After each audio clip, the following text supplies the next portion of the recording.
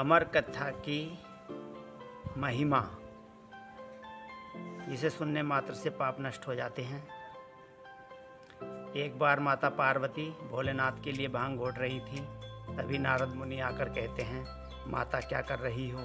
माता पार्वती कहती हैं कि स्वामी के लिए भांग घोट रही हूँ। नारद मुनि कहते हैं, तुम्हारे स्वामी तो कपटी हैं। माता पार्वती कहती हैं, नहीं मुनिवर, मेरे स्वामी कपटी नहीं हैं। नारद मुनि कहते हैं कि उन्होंने अपने गले में जो मुंडों की माला पहन रखी है उसका रहस्य तुम्हें बताया? माता पार्वती कहती हैं, नहीं बताया। नारद मुनि कहते हैं, उन्होंने तुम्हारे साथ कपट किया है। ये कहकर नारद मुनि चले जाते हैं। उसके बाद महादेव आते हैं तो पार्वती उनकी तरफ से पीट करके बैठ जाती हैं। महादेव कहते हैं, देवी पार्वती वो बोलती नहीं हैं। महादेव उनके सामने जाते हैं तो माता पार्वती घूमकर फिर उनकी तरफ से पीट कर जाती हैं। महादेव कहते हैं कि पार्वती तुम गुस्से में क्यों हो? माता पार्वती कुछ नहीं बोलती। तब महादेव कहते हैं, अच्छा एक बात बताओ, क्या नारद मुनि आए थे? माता पार्वती कहती हैं, हाँ आए थे। महादेव बोले, वो क्या कह रहे थे? वे कह रहे थे, तुम मेरे से कपट करते हो। तुमने गले में जो मुंडों की माला पहन रखी है उसका रहस्य मुझे नहीं बताया। महादेव ने कहा, तुमने पूछा भी कब था? माता पार्वती ने कहा, आज पूछ रहे हैं, आज बताओ।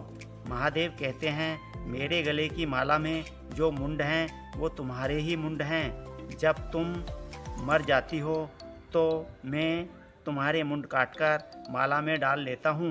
माता पार्वती कहती हैं, क्या महादेव तुम नहीं मरते?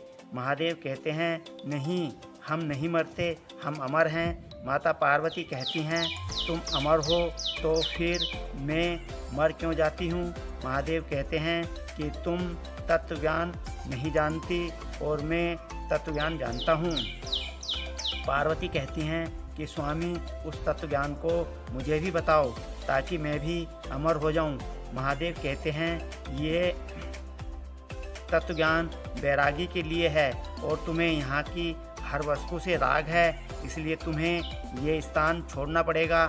और वे पार्वती को लेकर पहाड़ों पर चले गए और उस स्थान से सभी पशु पक्षियों को हटा दिया गया था, परंतु एक तोते के अंडे को नहीं हटाया गया था, क्योंकि अंडे को छूने से गंदा हो जाता है और फिर उसमें बच्चा नहीं बनता। उसके बाद महादेव ने पार्वती को तत्वज्ञान सुनाना शुरू किया, परंतु पार्वती आधी रात के बाद सो गईं और महादेव तत्वज्ञान सुनाते रहे। जब उनको आभास हुआ तो उन्होंने पार्वती को आवाज़ लगाई, परंतु पार्वती बोली ही नहीं। महादेव ने फिर जोर से पार्वती को आवाज़ लगाई। पार्वती हड़बड़ाकर बोली, हाँ स्वामी। महादेव पार्वती से बोले, पार्वती क्या तुम सो गई थी? पार्वती ने कहा, हाँ स्वामी, मुझे नींद आ गई थी। महादेव ने सोचा, जब पार्वती सो रही थी तो फिर हुंकारे कौन भर रहा था?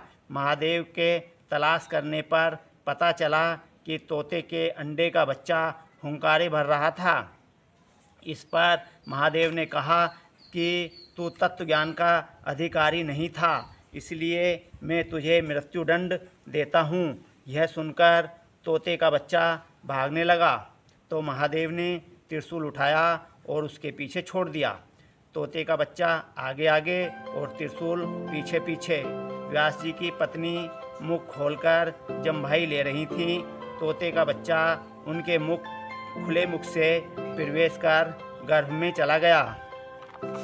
महादेव जी व्यास जी के द्वार पर त्रिशूल गाड़कर बैठ गए कि जब भी बाहर निकलेगा तभी मारूंगा। अब बच्चे ने 12 वर्ष तक गर्भ में ही विकास किया तो व्यास जी की पत्नी को पीड़ा होने लगी।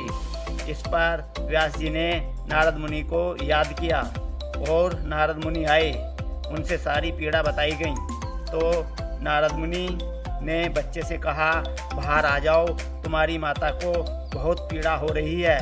बच्चे ने कहा, बाहर निकलते ही महादेव मुझे मार देंगे। तब नारद मुनि ने कहा, एक उपाय है कि मैं गाय के सींग पर सरसों का दाना रखता हूँ, उसके नीचे गिरने से पहले अगर तुम बाहर आ जाते हो तो तुम्हें कोई नहीं मार सकता। तो बच्चे ने कहा, ठहरो, मैं तैयार हो जाऊं। बच्चा तैयार होकर बोला, मुनिवर, गाय के सींग पर सरसों का दाना रखिए।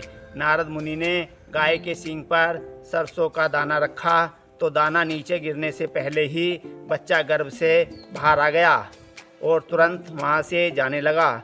इस पर व्यास जी ने बच्चे से कहा, ठहरो, तुमने मेरी पत्नी के गर्भ से जन्म लिया है, जिस नाते से मैं तुम्हारा पिताजी हूँ, मेरी आज्ञा है, तुम यहाँ से नहीं जा सकते। इस पर बच्चे ने कहा, पिताश्री, एक साधु था जो राजमहल के आगे से जा रहा था। राजमहल से रानी ने इशारा करके उसे अंदर बुलाया और कहा, मेरे साथ सहवास करिए।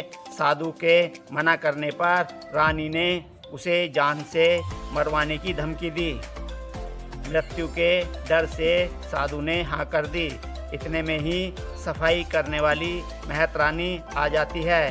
उसे देखकर रानी ने उस साधु को एक बोरे में भरकर ऊपर से मुंह बांध दिया और महत रानी से कहा, इस बोरे को कचरे के ढेर पर फेंकाओ। महत रानी ने उस बोरे को अपने टोकरे में रखा और कचरे के ढेर पर फेंक दिया। वह साधु जैसे तैसे उस बोरे से बाहर आया और चला गया। कुछ दिन बाद वह साधु फिर किसी राजमहल के आगे से गुजर रहा था तो राजमहल से रानी ने उस साधु को इशारा किया, तो पिताश्री, क्या उस साधु को जाना चाहिए? व्यास जी ने कहा, यह बात तो ठीक है, परंतु यदि तुम्हारे संस्कार नहीं हुए, नामकरण नहीं हुआ, तो तुम्हें कैसे जाना जाएगा कि तुम्हारा क्या नाम है, किसके पुत्र हो? तो बच्चे ने कहा, पिताश्री, कार्य शीघ्र करिए। तो व्यास जी ने बच्चे के संस्कार करके नामकरण किया और उसका नाम सुखदेव रखा। और फिर सुखदेव जी वहाँ से चले गए और महादेव जी से उन्होंने जो तत्व ज्ञान सुना था, इसी तत्व ज्ञान को अमर कथा कहते हैं। और जिस स्थान पर सुना था उस स्थान को अमरनाथ कहते हैं। ये थी अमर कथा की महिमा। और अमर कथा सुनने की इच्छा रखने वालों के लिए शीघ्र अगला वीडियो सुखदेव जी ने राजा परीक्षक जी को यही कथा सुनाकर कैसे जीते जी मोक्ष दिला दिया था, अमर कर दिया था। कृपया आप इस वीडियो को लाइक करें, सब्सक्राइब करें, कमेंट करें और अगली वीडियो का इंतज़ार करें और इसको भी लाइक करें। चैनल पर नए हैं तो सब्सक्राइब और कमेंट करें।